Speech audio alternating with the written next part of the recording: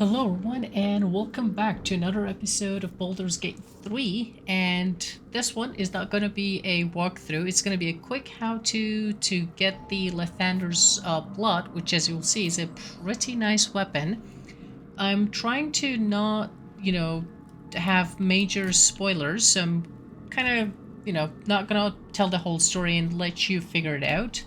But the whole idea is that you know about the, what was it called, Rosemary Monastery. When you go through the mountain pass, there's a basement. There are other videos and walkthroughs that I have that, you can watch and see how you can get there. But I'm guessing that you're probably already down here. You get to the basement and you start exploring here. There are many choices that you have to make. And yeah, you have different options. I'm not going to spoil it, but the best way to, get the location, you have a waypoint here. When you go to right, there's the captain quarters, and then you have to get through a door here. Again, I'm not going to tell you how because it will consist of some spoilers, but it's pretty easy and pretty obvious from the game. It doesn't need to be a how-to video, but anyway. You keep coming down this path, it's pretty straight, and then you get to this main area.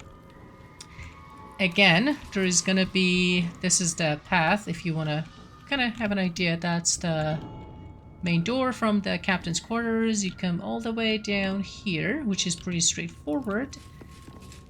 And yeah, you're gonna have a huge battle here, probably, depending on your choices, but you'll definitely gonna end up having a battle. When everything is done, when you turn to your left, you'll see this place that has two statues. Now, two things. One, as you'll probably have noticed, both of them are gonna be looking right at each other, and this one is gonna be harder to rotate. You're gonna do a strength check, and if you fail, it's never ever gonna turn. Now, the way to do that is to throw a grease bottle. There's apparently a grease spell. I've never seen that in the game, but apparently there is when I was looking around to see if there are other ways to do that.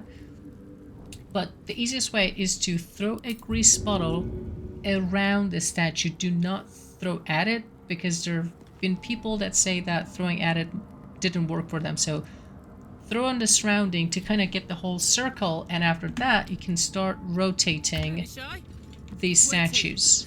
Then what you want to do is to rotate this one 3 times so that you do, 270 degrees, so that it will be...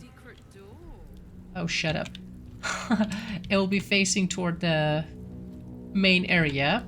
And then you rotate this one 3 times, I think, yeah, 3 times as well, so that will be facing the other direction, and then it will open this area. Now, you can easily walk there. I don't know what check the game did, but you don't need to. Then, you get to the door. You open it, you go through it. Yes. So, now you have to start getting through these barriers, and the other barrier looks a little bit different. This one, the easier one, and you have to destroy the energy source, but that's not going to be the end of the story. That will destroy the first one. Be very careful about this. This is a trap that's going to push your company down this chasm, and you're going to fall to your death. So what you would need to do, I would recommend doing a quick save and try to disarm it. Add bonus. Well, we got lucky, the first one. Now this is done. Now, as you can see, for the second one, there's no energy source, so you have to go around it. There's a path right here. Do a quick jumpy jump, and you destroy the second energy source, which will get that door gone. So, it's easier for you to go through it and back and forth. Again, you have another trap. I would recommend doing a save. Then you have I have the guidance still. 15. Continue. It's disarmed, and the third one is down here, the third energy source for the third barrier. So you have to come here and do a ranged attack with spell, whatever you see fit. That would get rid of the third door. And actually, let me bring all my company. Alright, when you walk up here, that's the crest panel. Now, if you get here, you need an item. You need to insert an item. The way to do that is to solve a puzzle in the monastery. I will put the link of the other video that I did of how to get that puzzle done. So if you don't have the crest, you have to go watch that video, solve that puzzle, get the item, then come back down here.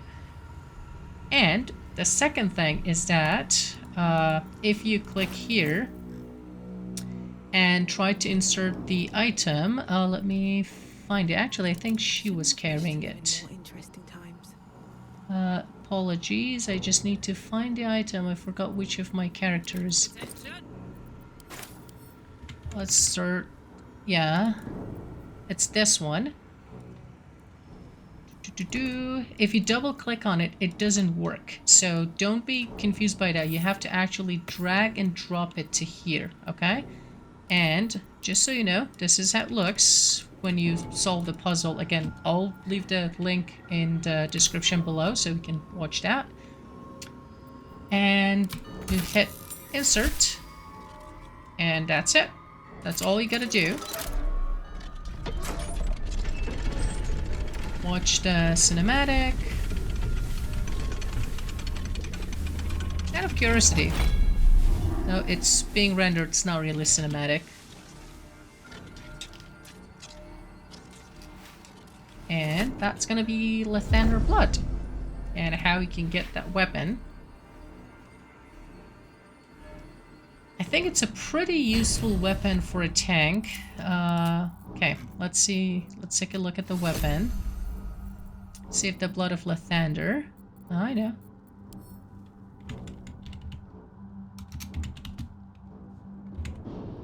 Oh, come on.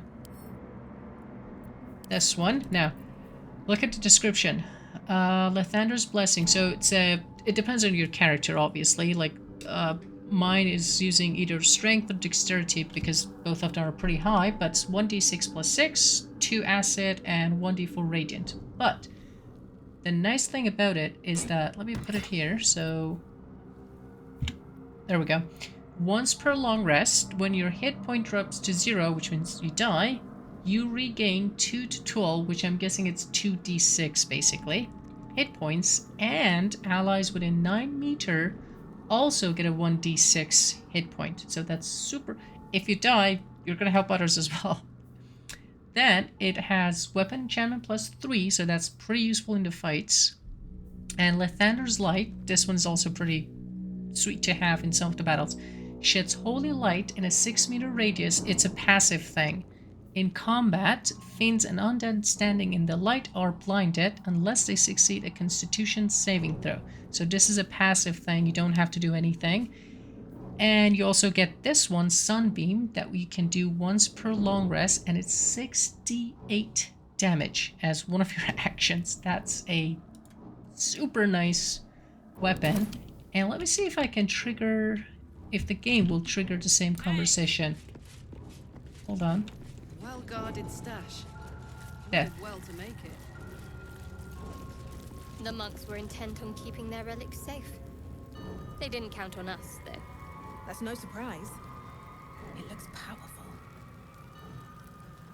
That conversation. I love that conversation because it shows the amount of the details that the creators have put into this game, that you don't have to actually stop and talk to each other. And those conversations are not random things that your characters are saying. It's about the things that just happened. So that's super nice.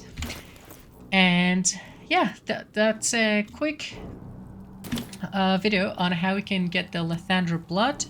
And I hope it was helpful for you. And if it was, please don't forget to like the video, and if you like other walkthroughs, I would really appreciate if you would consider subscribing to the channel. I've been doing this for like 3+ years, and you know, the competition is pretty tough, so it's pretty hard to be seen.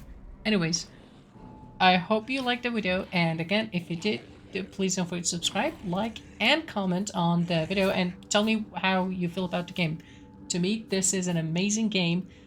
I've played, I think, about 35 hours, and I'm still in Act 1. And the amount of the details in this game is holy jeez. Anyway, I hope this video helped you, and I'll catch you on the other videos, which are mostly going to be walkthroughs. Until then, bye for now.